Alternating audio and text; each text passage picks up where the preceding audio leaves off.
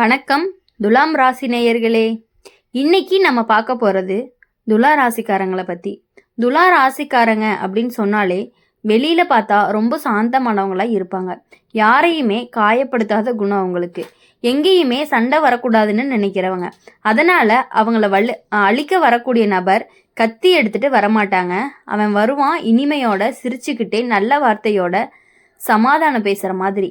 இந்த நபர் யார் அப்படின்னா, உன்னுடைய முடிவெடுக்க முடியாத தன்மையில வாழ்றவன். நீ யோசிச்சுக்கிட்டே இருக்கும் பொழுது அவன் உன் வாழ்க்கையில வசதியா இடம் பிடிப்பான். எதுவும் அவசரம் வேண்டாம், ரெண்டுமே சரிதான்னு சொல்லி உன்னை நின்ற இடத்திலேயே நிற்க வைப்பான். நீ நகராத வரைக்குமே அவன் தான் எல்லா சூழ்நிலையுமே நடத்துவான். இந்த மர்ம நபர் உன்னை அடக்கிற மாதிரி நடந்துக்க மாட்டான். உன்னை குழப்பிக்கிட்டே இருப்பாங்க. ஒவ்வொரு விஷயத்துக்கும் ரெண்டு முகத்தை காட்டுவாங்க. உன் முன்னாடி ஒன்று பேசுவாங்க, உன் பின்னாடி இன்னொன்று பேசுவாங்க. ஆனால் ரெண்டையுமே இனிமையாக தான் பேசுவாங்க. அதனால தான் நீ சந்தேகப்படவே மாட்ட.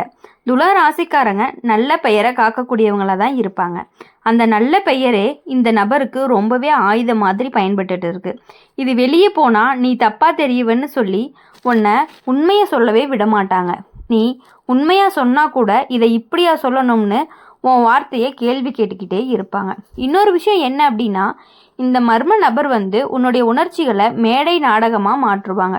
நீ கஷ்டப்பட்டா அவன் வருத்தப்படுவான். ஆனால் அது உனக்காக இல்லை, மற்றவங்க பார்க்குற மாதிரி உன் கண்ணீர் அவனுக்கு ஒரு காட்சி. அவன் நல்லவன்னு தெரிஞ்சுக்கிறதுக்கு துலா ராசிக்காரங்களை அழிக்க வரக்கூடிய இந்த நபர் தான் உன்னை எப்போதுமே நடுவுலையே வைக்கிறவங்க.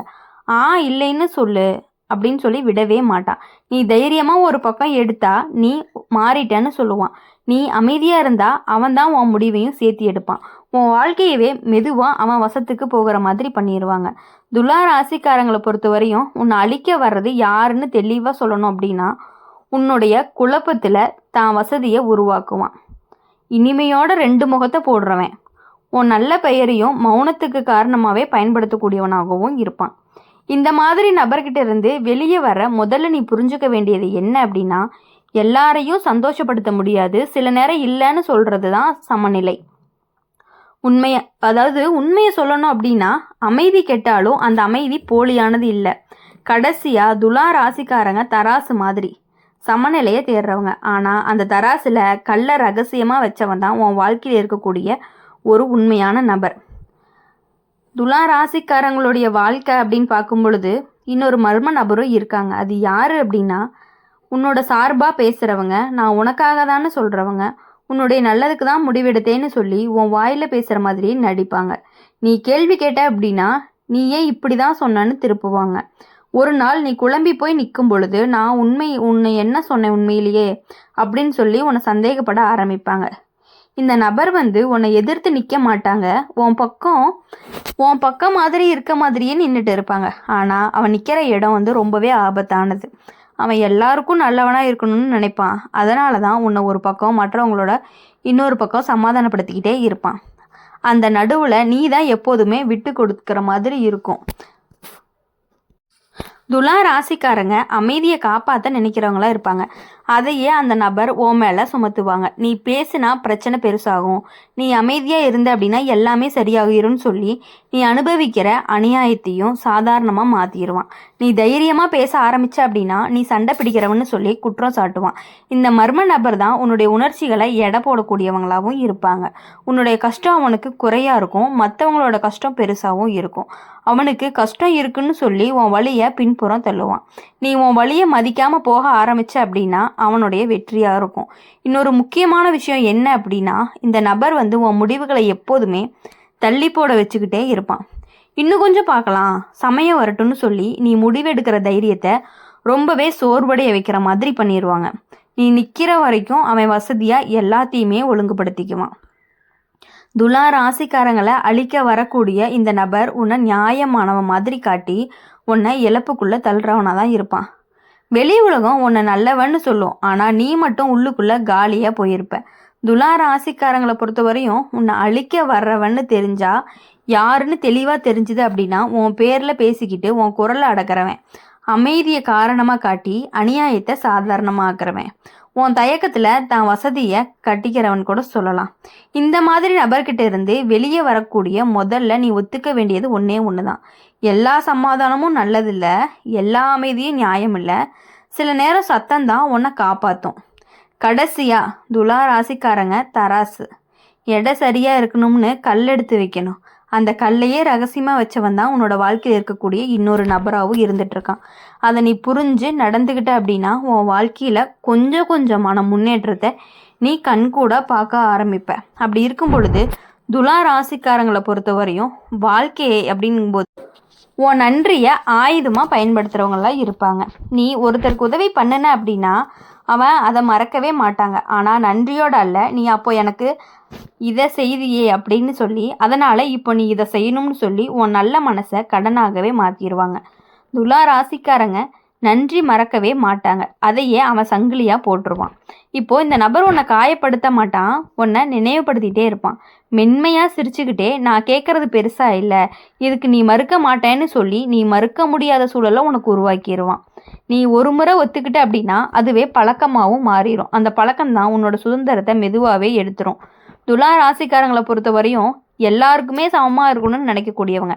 அதனால தான் இந்த நபர் உன்னை எப்பொழுதுமே நடுவுலையே இழுப்பான். 2 பக்கம் பிரச்சனை வந்துச்சு அப்படின்னா நீ தான் நியாயம் பேசணும்னு உன்னை முன்னாடி தள்ளிடுவான். நீ பேசுனா ஒரு பக்கம் உன்னை வெறுப்பாங்க, பேசலைன்னா இன்னொரு பக்கம் உன்னை குற்றம் சொல்லுவாங்க. 2க்குமே நடுவில் நீ தான் மாட்டிக்கிட்டு சோர்ந்து போயிடுவ. இப்போது இந்த மர்ம நபர் உன்னோட நேரத்தை மெதுவாக குடிச்சிருவான்னு சொல்கிறாங்க. சும்மா பேசணும், ஒரு சின்ன விஷயம்னு சொல்லி உன் நேரத்தை எடுத்துக்கிட்டே இருப்பாங்க. உன் வாழ்க்கையை முக்கியமாக இருக்கணும்னு அவனுக்கு தோணவே தோணாது. நீ அவனுக்கு கிடைக்கிற நேரம்தான் இருப்ப. இப்போது உன் வேலையை பற்றி பேசணும் அப்படின்னா நாளைக்கு பண்ணிக்கலாம்னு சொல்லுவான்.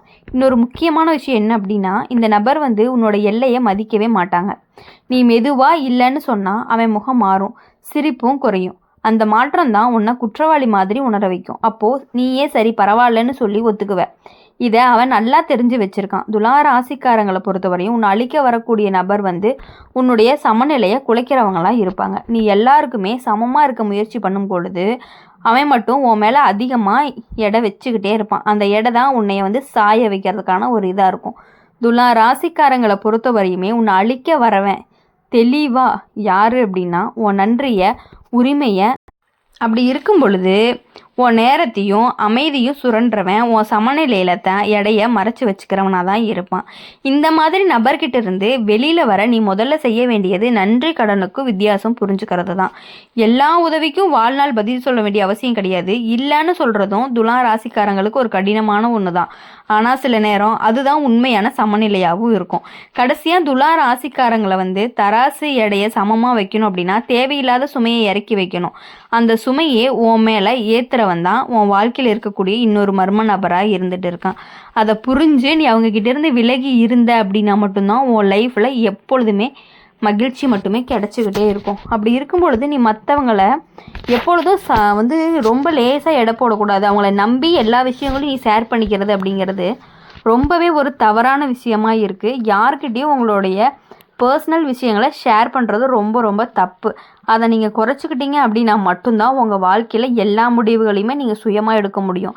இப்போ என்ன அப்படின்னா நீங்கள் எடுக்கக்கூடிய முடிவுகளை கூட அவங்களோட முடிவு மாதிரி பேசிக்கிட்டே இருக்காங்க. அதனால் அவங்கக்கிட்ட இருந்து பழகிறத கொஞ்சம் கொஞ்சமாக குறைச்சிக்கோங்க. அப்போ தான் உங்கள் வாழ்க்கைக்கு ரொம்பவே நல்லது. இந்த வீடியோ பிடிச்சிருந்துச்சு அப்படின்னா மறக்காமல் நம்ம சேனலை லைக் பண்ணுங்கள், ஷேர் பண்ணுங்கள், கமெண்ட் செக்ஷனில் உங்களோட ராசி என்னங்கிறத மறக்காமல் கமெண்ட் பண்ணிட்டு போங்க. நம்மளுடைய அம்மன் ராசி பலன் சேனலில் சப்ஸ்கிரைப் பண்ணிக்கோங்க. பக்கத்தில் இருக்க பெல் ஐக்கானை கிளிக் பண்ணினீங்க அப்படின்னா தான் நாங்கள் போடுற வீடியோஸ் எல்லாமே உங்களுக்கு உடனுக்குடனே நோட்டிஃபிகேஷனில் சேரும். மறக்காமல் நம்மளுடைய சேனலை சப்ஸ்கிரைப் பண்ணிக்கோங்க. அந்த மர்ம நபர்கிட்டேருந்து நீங்கள் தப்பிக்கிறது அப்படிங்கிறது ரொம்பவே நல்லது தான். அவங்கக்கிட்டேருந்து கொஞ்சம் கொஞ்சமாக விலக ஆரம்பிச்சிங்கன்னா தான் உங்கள் வாழ்க்கையில் முன்னேற்றங்கள் ஏற்பட்டுக்கிட்டே இருக்கும். இனி வரக்கூடிய நாட்கள் எல்லாமே இனிமையான நாட்களாக அமைய எங்கள் சேனல் மூலமா உங்களை நாங்கள் வாழ்த்துறோம். இனி வரக்கூடிய வருடங்கள், இனி வரக்கூடிய மாதங்கள், இனி வரக்கூடிய வாரங்கள் எல்லாமே உங்களுக்கு வெற்றியை மட்டுமே கொடுக்கணும். நீங்கள் நினச்ச காரியங்கள் அனைத்தும் நிறைவேறணும் அப்படின்னு சொல்லி எங்கள் சேனல் மூலமா எப்பொழுதுமே நாங்கள் உங்களுக்கு உறுதுணையாகவும் இருந்துக்கிட்டே தான் இருப்போம். அப்பப்போ என்ன நடக்குது அப்படிங்கிற அப்டேட்டை மறக்காமல் நாங்கள் உங்களுக்கு கொடுத்துக்கிட்டே இருப்போம். மறக்காமல் நம்ம சேனலை சப்ஸ்கிரைப் பண்ணி வச்சுக்கோங்க. நன்றி, வணக்கம்.